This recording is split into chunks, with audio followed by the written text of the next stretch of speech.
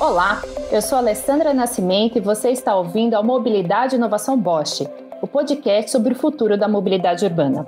Nesse episódio, falaremos sobre a segurança viária com foco nos veículos duas rodas, tema de extrema importância ainda mais pela proximidade da Semana Nacional do Trânsito, que anualmente ocorre no mês de setembro. O nosso convidado de hoje é Martin Leder, especialista de marketing da Bosch, que nos ajudará a entender como é possível tornar a condução dos motociclistas cada vez mais segura e livre de acidentes. Seja muito bem-vindo, Martin. Obrigado, Alessandra. Obrigado pelo convite. Apesar de práticas e terem um custo menor, as motos são veículos que apresentam maior risco de acidentes fatais quando comparados a carros, caminhões e ônibus. O Sistema de Informações de Acidentes de Trânsito do Estado de São Paulo, o InfoSiga, publicou dados sobre uma alta de 2,5% nos acidentes fatais no primeiro trimestre de 2021, sendo que 85% das mortes eram de motociclistas. Que circunstâncias podem ter puxado esse número alarmante para cima, Martin? Então, Alessandra, hoje a gente sabe que 40% das motos que circulam são usadas todos os dias, ou seja, a pessoa compra a moto, é o único meio de transporte dela, ela usa a moto 7 dias por semana, então ela fica muito mais exposta ao trânsito, né?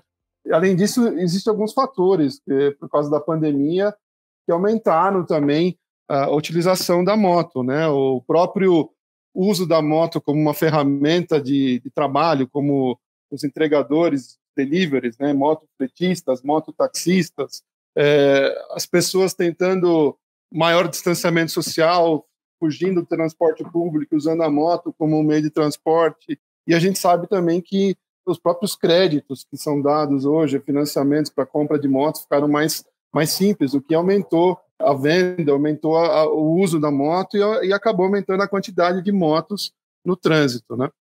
Certo. E que, na sua opinião, o que é necessário para a gente mudar esse cenário de acidentes envolvendo motociclistas? Então, o governo ele já vem fazendo a parte dele, né? Por exemplo, legislações estão sendo alteradas, sendo propostas, normas estão sendo propostas. Em 2019, foi lançada uma legislação que obriga as motos acima de 300 cilindradas a saírem de fábrica com ABS na roda dianteira e traseira. Entre 125 e 300 cilindradas, a moto pode ter ABS na roda dianteira ou, opcionalmente, o sistema CBS, que é o sistema de freio combinado, né? É sabido que o ABS já é uma ferramenta que evita acidentes, né? Um terço das motos hoje saem de fábrica já com ABS aqui no Brasil. São mais ou menos 140 modelos disponíveis no mercado, né? E é uma ferramenta, um sistema essencial para salvar vidas, né? A Bosch já trabalha em sistema ABS desde 1984, fazendo a evolução, e é um sistema que está bem em linha com o slogan da empresa, que é tecnologia para salvar vidas. Você comentou, né, que sabe-se que 40% dessas motos, né, desse aumento de volume de venda, são motos utilizadas para o dia a dia, né, que as pessoas usam 7 dias por semana. Essas 40%, dá para a gente ter uma ideia quantas delas saíram de fábrica com ABS? Existe alguma ideia disso? Então, a gente sabe hoje que 25% das motos que saem de fábrica tem ABS já montado, né? Desses 40%, a grande maioria dessas pessoas são proprietários de motos menores, motos pequenas, né? Então, eu diria hoje, a gente não tem esse número exato, mas eu diria hoje para você que é uma porcentagem reduzida, e não são os 25% não, deve ser menos do que isso. Eu imagino mesmo, porque, como você colocou, né, que a motos de 125 a 300 cilindradas não tem obrigatoriedade, né? Então, as empresas acabam colocando outro sistema de segurança e não o ABS, né? E algumas acabam decidindo por isso, né? Em contrapartida de outra tecnologia. Você comentou que as leis são necessárias, né? Inclusive, tem a legislação que trouxe a obrigatoriedade do sistema ABS para motos acima de 300 cilindradas e de um sistema combinado até entre motos de 125 a 300. Mas a gente sabe que a legislação não é a única forma, né, de coibir um acidente, né? Qual é o papel do usuário de moto nesse contexto de segurança, tanto dele quanto os demais usuários das rodovias? Então, eu acho assim, o piloto de moto, o motociclista, ele tem que entender que ele é o elo mais fraco na cadeia do trânsito, né? Ele é aquele que qualquer encostãozinho nele, ele vai para o chão e vai se machucar, né? Se o motociclista não tem consciência disso e abusa no trânsito, não respeita a legislação, não respeita a sinalização, realmente fica mais difícil. O governo tenta inibir, faz a parte dele, até acho que o governo faz muito a parte dele. O novo Código Brasileiro de Trânsito, ele exigiu algumas coisas nos últimos anos, por exemplo, capacete com viseira. Antigamente era autorizado o capacete sem a viseira, né? Proibiu menores de 10 anos de andarem na garupa das motos, obrigou as motos a circularem com farol aceso. Hoje em dia tem normas que determinam como tem que ser o colete dos motofretistas, mototaxistas. Tudo isso vem de encontro a diminuir as fatalidades, acidentes no trânsito, mas o motociclista, ele tem a grande parcela é da parte dele, de respeitar a legislação e seguir as normas, a sinalização e tudo, né? Se ele não ficar consciente disso, não for consciente disso, ele vai sofrer cada vez mais, né? A educação, né? A gente está falando aqui que o quão importante é a educação no trânsito, né? Que é importante em diferentes etapas. Desde eu, como motorista de carro, tenho que respeitar o pedestre, o motociclista tem que respeitar também os espaços, os ciclistas, enfim. Eu acho que a educação é uma das coisas mais importantes também quando a gente fala de segurança viária, né? Sem dúvida. Então, eu queria até fazer um comentário aí, Alessandra, que o Código Nacional de Trânsito, ele já traz lá no artigo 22 dele, que os executivos de trânsito dos estados têm como tarefa também criar, implementar e manter escolas públicas de trânsito destinadas à educação de crianças e adolescentes, por meio de aulas teóricas e práticas sobre legislação de trânsito, né? Então, isso também é uma coisa que tem acontecido muito aqui no Brasil, né? A gente vê muito exemplo de crianças educando os pais, e isso cada vez mais vai reforçar esse negócio de respeitar o trânsito, respeitar o próximo no trânsito, né? Não, sem dúvida. Os pais, né, são um espelho para a criança e a criança também é um espelho para o pai e para a mãe, né? Quando eles vêm com essas educações ou até mesmo puxão de orelha, o pai e a mãe às vezes param para pensar, né? Eu sei porque eu passei por isso com o meu filho.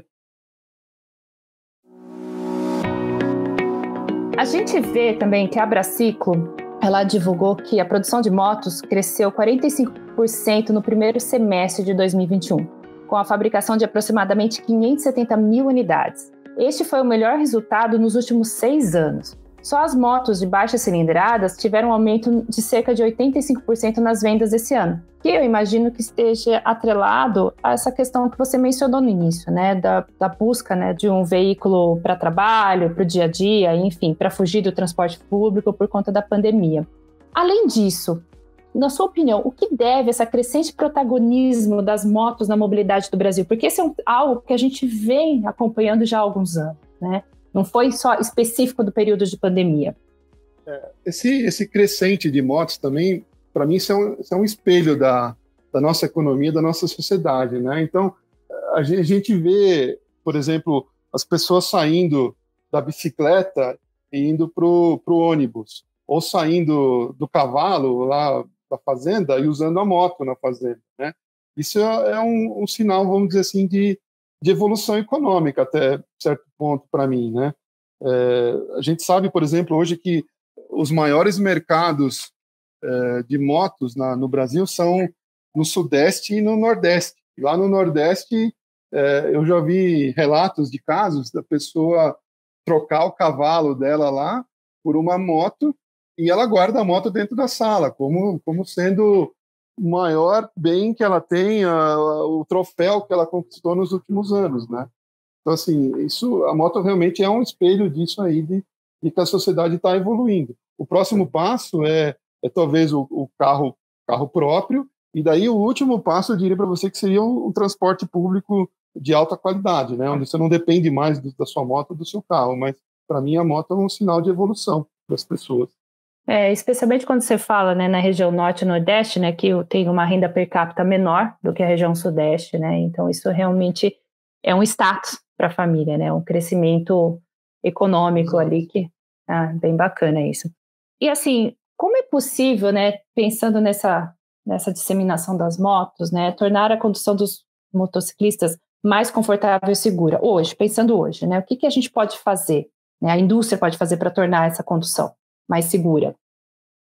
Assim, eu entendo que a tecnologia na moto ela ajuda muito, né? Existem outros fatores também que causam acidentes, a própria condição das vias, falta de sinalização nas vias, ou até mesmo a manutenção da moto, né? Mas algumas tecnologias realmente salvam a vida e ajudam muito o motociclista. A Bosch tem algumas dessas, por exemplo, o controle de estabilidade, né? O controle de estabilidade é um sistema que foi lançado pela Bosch já em 2013, e ele monitora a inclinação da moto, e dependendo da inclinação da moto, e se ela está numa curva, por exemplo, o sistema consegue atuar no freio da moto ou no sistema de gestão na aceleração da moto e estabilizar essa moto, evitar uma derrapagem na curva ou travamento de roda, ou coisa assim que derrubaria a moto, derrubaria o motociclista e poderia causar um acidente. Outros sistemas, por exemplo, o piloto automático adaptativo. Então, através de um radar posicionado na frente da moto, o sistema consegue identificar se tem algum objeto à frente, mesmo em condições de baixa visibilidade, assim, à noite, com neblina ou com chuva, onde o motorista, o piloto, teria dificuldade de identificar o objeto à frente, por exemplo, com baixa luminosidade. O sistema identifica, porque esse radarzinho ele manda sinais de onda de rádio para frente e recebe de volta esses sinais, identificando a distância que o objeto está à frente, e ele consegue daí manter uma distância segura do objeto à frente, do carro à frente, e manter uma velocidade constante também através desse piloto automático, né? A gente tem, por exemplo, alerta de colisão frontal, então um sistema de radar também identifica o objeto à frente, e se o motorista não reage, o sistema ele dá um alerta sonoro ou pisca uma lâmpada no painel, um alerta visual para o motorista dizendo, olha, tem um objeto à frente e tome uma ação aqui, né? Detecção de ponto cego também é uma coisa que já tem em carro, tem para moto também, então radares posicionados na frente e atrás da moto identificam se tem algum veículo trafegando, passando na lateral da moto, e aí indica através de uma lâmpada, por exemplo, pode indicar através de uma lâmpada no espelho retrovisor de que tem um objeto ali. Então, atenção, não mude de faixa, né? Tem um objeto do seu lado. Então, são sistemas que aumentam a segurança e também o conforto do motorista, né? Não, bem legal. Assim, até você falando um pouquinho desses sistemas, né? A gente vê a presença desses sistemas em carros, né? Em carros de passeio. E até já tivemos aqui a oportunidade de ouvir pessoas antes, né, em outros podcasts, falando sobre sistemas de assistência ao condutor, né, a mobilidade autônoma, enfim. A gente vai ter motos autônomas, pensando nessas, que já existem sistemas que fazem essa assistência ao condutor? Será que a gente vai chegar a ter uma moto autônoma? Eu acho que a gente vai chegar, mas eu vejo isso como uma realidade bem distante ainda. O primeiro passo para mim realmente é carro, ter a direção autônoma, a moto mais para frente eu diria pela própria dificuldade de você estabilizar a moto e tudo isso, eu creio que não, isso vai ser um pouco distante ainda, né? E assim, né, você colocou, né, o alerta de colisão frontal, a detecção de ponto cego, já tem motos no mercado nacional com esses sistemas? Existem motos já no mercado nacional que tem esse sistema de piloto automático, de detecção de ponto cego, mas não ainda aqui no Brasil ainda não. Esses são sistemas que já estão na Europa, né? Motos lançadas lá na Europa já tem isso, mas aqui no Brasil a gente ainda não tem essas motos não. Mas é uma coisa que vai chegar logo. É um diferencial, né, quando a gente pensa em segurança, né, para motociclistas. E aí, nesse caso, essas tecnologias, elas vão chegar ainda em motos de qual nível, né? Acima de 300 cilindrada, a gente está falando em motos de luxo, enfim, não sei como que a gente pode classificar essas motos, né? Hoje, esses sistemas, eles agregam um valor na moto, né? Um valor no preço da moto, obviamente, né? Porque não basta você montar um radar ali, você tem todo um desenvolvimento, uma calibração por trás desse sistema, né? Então, isso realmente tem um custo que aumenta o custo da moto. Mas é uma coisa que, obviamente, como todas as tecnologias no mundo, elas chega uma hora que você já tem ela acessível para todas as faixas, né, econômicas. Então, eu vejo isso como uma possibilidade para motos pequenas no futuro, mas hoje em dia só para motos grandes, motos acima de 600 cilindradas que tem essa tecnologia. Eu acho que pode acontecer como a gente viu nos carros de passeio, né, que essas tecnologias ficavam, às vezes, nos carros de luxo, e hoje já tem carros de entrada, com ESP, com detecção de ponto cego, enfim, a gente percebe que essas tecnologias estão se tornando mais acessíveis, né, mais próximas do usuário que compra um carro mais simples, né, não só nos carros de luxo. Eu acho que é uma tendência que a gente vai ver acontecer. E, Martin, deixa eu te fazer uma pergunta. Você gosta de moto? Você anda de moto? Eu gosto de moto, ando de moto. Já tive moto de trilha e hoje eu ando com moto de estrada. Me conta assim, né, assim, para os apaixonados por moto, né, que nem você falou, você gosta de andar de moto, né, você já teve moto de trilha, hoje você anda com moto, né, na estrada, enfim, para passeio. Mesmo pensando em motociclistas e motoqueiros, né, pessoas que precisam da moto no dia a dia, pessoas que usam a moto para se divertir. O que esse grupo de pessoas esperam da segurança em duas rodas? O que a gente pode esperar? Então, essa pergunta é muito interessante, né? Hoje eu vejo assim, né, 2 pontos. Um, por exemplo, segurança na via, né, na estrada, nas vias. Eu diria para você assim, aqui na nossa região de Campinas, onde está a Bosch, as estradas são muito boas. Mas se você saindo dessa região, indo mais para o interior, mais para o Nordeste, para o Norte, a dificuldade é muito maior, né? São estradas com pavimento ruim, estradas com sinalização ruim, né? Isso obviamente causa uma insegurança para você. Se você tem uma pessoa na garupa, a insegurança ainda é maior ainda, né? Por outro lado, eu também vejo o respeito ao motociclista, né? Os caminhoneiros, os outros motoristas, os outros motociclistas, às vezes eu chego a pensar que a gente está numa guerra na via, né? E não pode ser assim, né? Todo mundo está na via, na estrada, seja ela uma rua, uma estrada, porque tem algum objetivo de chegar em algum lugar. Então a gente não pode competir com o carro do lado, com o caminhão do lado, né? Então esse respeito, essa educação no trânsito, ainda é uma coisa que a gente tem que brigar, tem que melhorar muito, né? O governo, como eu citei, ele faz a parte dele, ele discute legislações, impõe normas, cria regulamentos que pedem para os secretarias de trânsito se dedicarem à educação no trânsito, com as crianças, com os adolescentes, mas o motorista, ele é o principal ator no trânsito, ele tem que estar consciente que ele tem que respeitar o colega do lado, o motorista do lado, o motociclista que seja, né? Ou as próprias bicicletas também, que é uma crescente hoje em dia, né? Bicicleta, cada vez mais a gente vê bicicleta nas estradas. Assim, é uma questão de respeitar o outro, é uma outra vida que está ali, é uma pessoa que tem família, que quer chegar em casa também, assim como nós, então esse respeito mútuo tem que existir, né? É um sonho, né? A gente ter vias boas, estradas boas, pontos bons para parar a moto, segurança de não ser assaltado e esse respeito entre os atores do trânsito. Essa sua conclusão, assim, traz uma linha tênue, né, que a gente precisa de tecnologia, precisa de respeito e precisa de educação. Quando a gente tem esses 3 cenários andando juntos, a gente consegue garantir o ir e vir das pessoas de forma segura, né? Chegar em casa, chegar no trabalho e todo mundo sendo um agente positivo dentro dessa mobilidade. Muito obrigada, Martin Leder, por essa conversa esclarecedora. Obrigado, Alessandra. Eu sou Alessandra Nascimento e este foi o Mobilidade e Inovação Bosch, o podcast sobre o futuro da mobilidade urbana. Nossos programas são mensais, sempre na primeira sexta-feira do mês. Este podcast é uma iniciativa da Bosch. Acesse bosch.com.br.